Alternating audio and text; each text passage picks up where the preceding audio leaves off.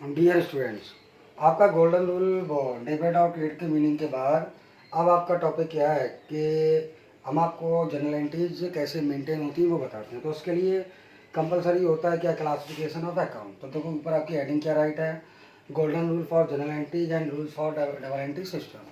क्या आपके general entry के क्या गोल्डन रूल होते हैं और डबल एंट्री सिस्टम के क्या क्या रूल होते हैं वो देखो। तो यहाँ पर आपका क्या है, क्लासिफिकेशन ऑफ अकाउंट। कि हमारे बिजनेस में जितनी भी चीज़ें होती हैं, अपने बिजनेस में जितने भी एलिमेंट, चाहे वो असेट से रिलेटेड हो, एक्सपेंस से रिलेटेड हो, इनकम से रिलेटेड हो, कैसे भी हो, सारी चीज़ों को कितने टाइप के अकाउंट में डिवाइड करोगे।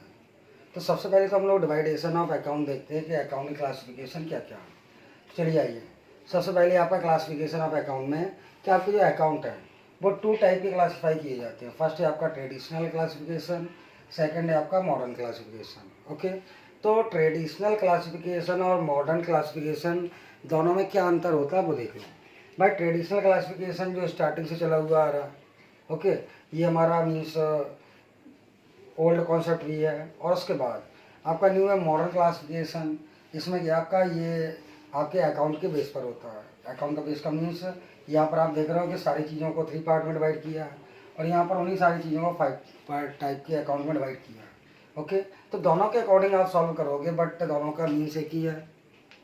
आपकी जनरल एंट्री सिमिलर बनेंगी, कोई डिफरेंस नहीं है। कंफर्म हुआ?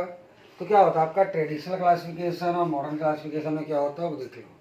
यहाँ पर टाइप ऑफ अकाउंट में पहला रियल अकाउंट। तो रियल अकाउंट में सारे असेट्स वाले आइटम हम प्रेजेंट करते हैं।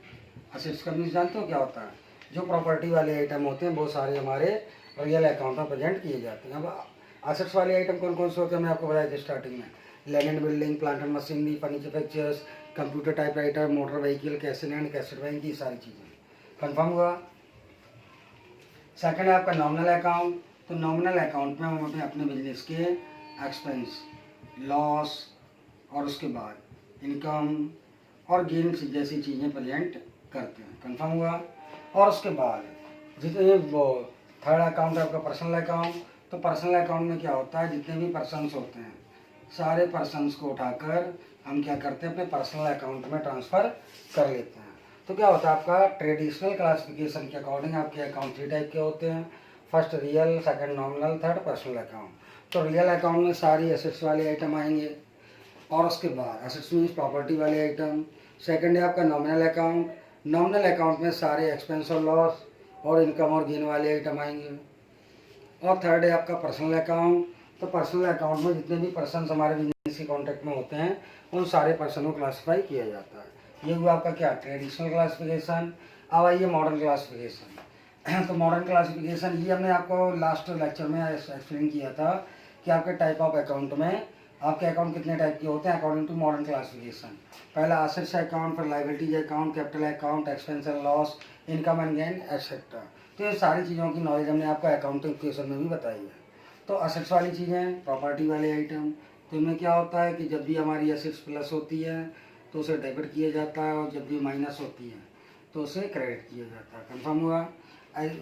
उसका जस्ट अपोजिट लाइबिलिटी में प्लस होगा तो क्रेडिट और माइनस होगा तो डेबिट। ओके, उसके बाद कैपिटल अकाउंट। तो कैपिटल और लाइबिलिटी सिमिलर आइटम होता है, प्लस होगा तो क्रेडिट और माइनस हुआ तो डेबिट। ओके, उसके बाद एक्सपेंस।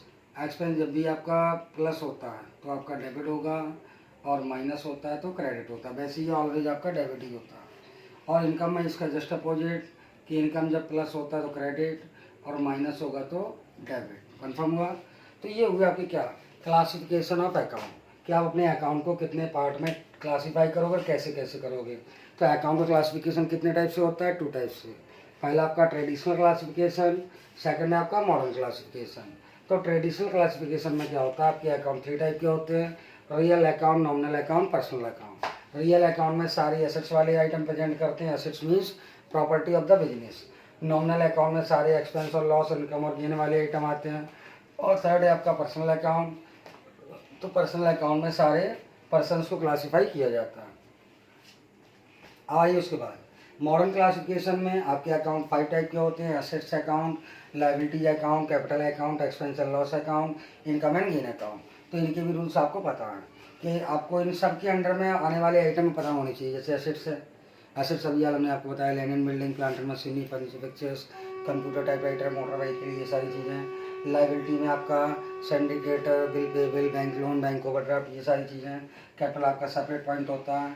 एक्सपेंस और लॉस में, एक्सपेंस में कोई भी पे करते हो, salary paid, rent paid, telephone bill paid, interest paid, ये सब। Loss, good loss by fire, good loss by theft etcetera. Income और गेन में, इनकम में आपका इंटरेस्ट रिसीव, डिस्काउंट रिसीव और कमीशन रिसीव, ये सारी चीज़ें। गेन में profit on sale of fix assets, और उसके बाद और भी किसी टाइप का प्रॉफिट आपका होता है। तो ये सारे, ये दोनों क्या थे आपके क्लासिफिकेशन ऑफ अकाउंट। तो चलिए आइए अब हम लोग चलते हैं क्या, golden rule of general entries के पास। According to traditional classification, traditional classification के अकॉर्डिंग आपको जनरल एंट्रीज की रूल बताते हैं। तो डेबिट और क्रेडिट का मीनिंग हम आपको लास्ट वीडियो में एक्सप्लेन कर चुके थे, ओके, और आपका क्लियर भी हो गया था। तो यहाँ पर हमें क्या करना है कि हम लोग कैसे जनरल एंट्रीज को मेंटेन करते हैं। तो अभी हम आपको ट्रेडिशनल क्लासिफिकेशन के अकॉर्डिंग बताते हैं, उसके बाद मॉडर्न क्लासिफिकेशन आपका अपने आप कवर हो जाएगा, ओके। चलिए आइए, क्योंकि इन दोनों के रूल्स को आप अंडरस्टैंड करके रखो। अगर ये दोनों आपको आते हैं तो आपको किसी भी टाइप की एंट्री बनाने में, एंट्री मेंटेन करने में कभी कोई प्रॉब्लम नहीं होगी, ओके। चलिए आइए।